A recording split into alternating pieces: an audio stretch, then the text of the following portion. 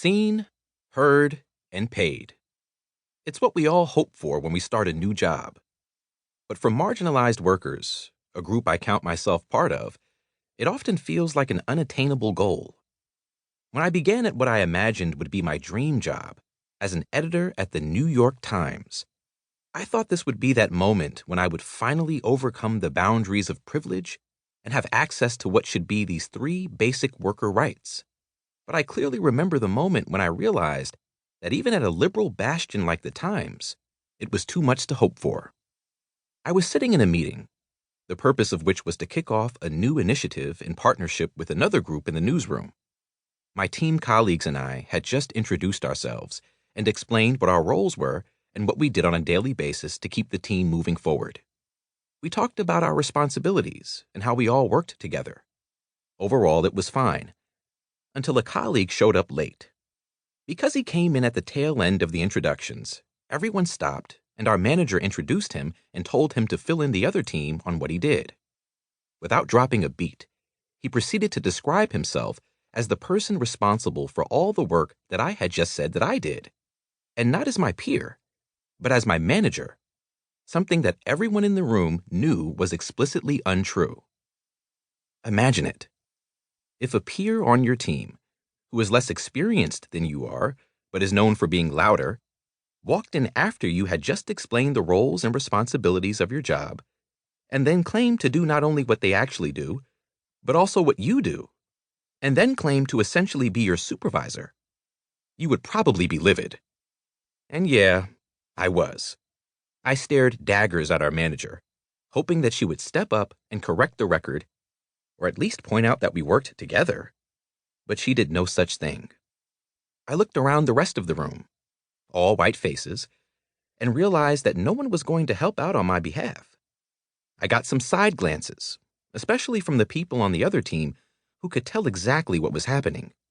But my own teammates were not going to back me up.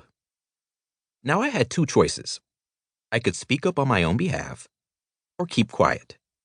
If I spoke up, I knew I'd come across as an aggressive, angry black man in a room full of white men and women, some of whom had already proven to me that they weren't particularly interested in my voice, opinions, work, or experience anyway. If I stayed quiet, I'd bury all those feelings of being walked on, ignored, and openly disrespected way down deep, where all the other moments of previous marginalization were kept. And that was what I chose. But I regret keeping my silence in that room and having to suck it up as I did.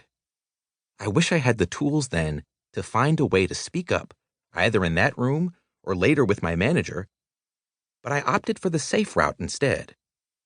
And sadly, silence is often viewed as compliance. To get to that moment of crystal clear, blatant marginalization, I had worked in many office settings that had offered their own rules on how to work around both people's prejudices and those of the institutions. First, it was while I was doing IT, mostly support, helping people fix their computers and work more efficiently. Then I went to grad school, earned a business degree, and got a new job, and with it, a promotion to a new world of responsibilities: project management. I worked as a project manager long enough to learn how to handle multiple projects and demanding clients, and how to help my colleagues do their best work when everything was on fire and everything was high priority. I thank a rather high-maintenance and high-energy Chief Information Officer, CIO, for those skills, to be honest. Working for him was both frustrating and empowering. I learned a ton, and eventually turned what was then my side hustle, tech journalism, into a full-time job, and I brought those skills with me. Tech journalism was a new world that was full of some of the same pressures.